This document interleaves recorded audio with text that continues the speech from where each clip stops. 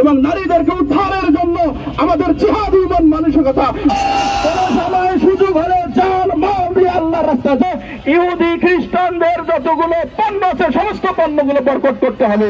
আপনারা এই ইহুদি খ্রিস্টানদের পণ্যগুলো দোকানে রাখবেন না ইনশাআল্লাহ। সমস্ত জালিমদের এই সমস্ত সারা বিশ্বের দিকে লক্ষ্য করি, সারা বিশ্বের দিকে দেখবেন যে দেশে যুদ্ধ হয়েছে, যেখানে বিজয় হয়েছে, সেখানে যুবকদের অবস্থান সবচেয়ে গুরুত্বপূর্ণ ছিল। এই বাংলাদেশের 24 সালে 5 আগস্ট ফ্যাসিস্ট সরকার যে পতন হয়েছে, সেখানে সবচেয়ে বড় অবদান ছিল এই যুবকদের।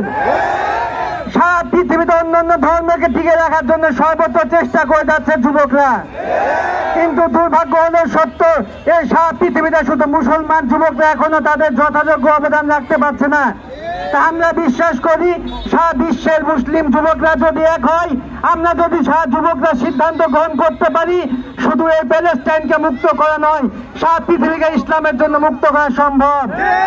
পূর্ব থেকে পশ্চিম, উত্তর থেকে দক্ষিণ, যেখানে মুসলমানদেরকে নির্যাতন চলছে, সমস্ত জুলুম নির্যাতন শেষ করা সম্ভব। আমরা শুধু আজকে ফিলিস্তিন নিয়ে কথা বলতে চাই না, চেচনিয়া, বসনিয়া, উলভয় এবং কাশ্মীর, প্যালেস্টাইন সব জায়গা নিয়ে কথা বলতে চাই। আমাদের আজকে যে ডাকা হয়েছে, আমরা সকল মুসলিম উম্মাহ একত্রিত থাকবো। যে কোনো সময় সারা বিশ্বের যে কোনো জায়গায় মুসলমানরা নির্যাতিত হলে সেই নির্যাতনের প্রতিবাদের জন্য আমাদের যদি ডাকা হয়, আমরা দল মত নির্বিশেষে এক মুসলমানের দাবি নিয়ে সকলে উপস্থিত হব।